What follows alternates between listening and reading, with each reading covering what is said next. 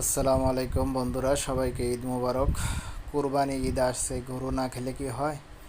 তাই আমরা প্রবাসীরা কিভাবে গরুর মাংস পাক করি এবং সবাই একসাথে ঈদ উদযাপন করতেছি দেখেন। আসলে আমরা প্রবাসীরা যারা আছি, এটাই আমাদের ঈদের আনন্দ। ঈদের একদিন আগেই রাতে গরুর মাংস 5 কিলো পাকাচ্ছি। 5 কিলো গরুর মাংস 5 জন মিলে খাবো এবং আরও আত্মীয় স্বজন আসলে তারাও খাবে। তো দেখেন আমি এই যে পাকাচ্ছি, তো আমি পাকানোর পরে আমি ভালো করে কষাইয়ে এরপরে তো দেখেন, ভিডিওটা যদি ভালো লাগে লাইক কমেন্ট শেয়ার করবেন। তো ঈদের একটা আনন্দ আসলে অনেক মজা লাগে, তা বলে শেষ করা যায় না। আমরা যারা প্রবাসে আছি তাদের এটাই আনন্দ। দেখেন এই যে আদা আর মরিচ বাটা সব কিছু দিয়ে একসাথে আমরা পেস্ট করে নিয়েছি। তো রসুন আদা সব কিছু দিয়ে দিলাম। এখন ভালো করে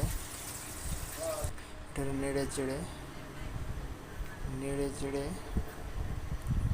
এরপরে রান্না করতে এসেছি। দেখেন আসলে অনেক মাংস, তো অনেক সময় লাগবে।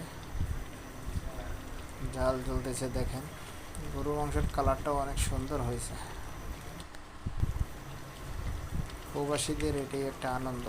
বাবা মা স্ত্রী সন্তান সবাইকে রেখে এই প্রবাসে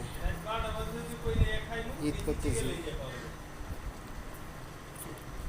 এখন সেমাই পাকাচ্ছি, সেমাইও দেখেন দুধ জাল দিচ্ছি। দুধ জাল দিয়ে সেমাই পাকাবো, যে প্রাণ লাকসা সেমাই। তো এই আমার গোশ জাল হচ্ছে, আর এই আমার সেমাই পাকানোর জন্য দুধও রেডি হয়ে গেছে। এখন সেমাইটা দিয়ে দেবো। সেমাইটা দিয়ে দিলাম, দেওয়ার পরে হালকা কিছু নাড়াচাড়া দিয়ে এরপরে কিছুটা সময় রাখবো। সেমাই রাঁধতে আসলে বেশি কষ্ট হয় না, শুধু পানিটা গরম করে দুধটা ভালো করে গরম করে ওর ভিতরে সময় ছেড়ে দিলেই হয়ে যায়। তো দেখেন গরুর মাংসটা প্রায় রান্না শেষ হয়ে যাচ্ছে, কালারটাও অনেক সুন্দর হয়েছে।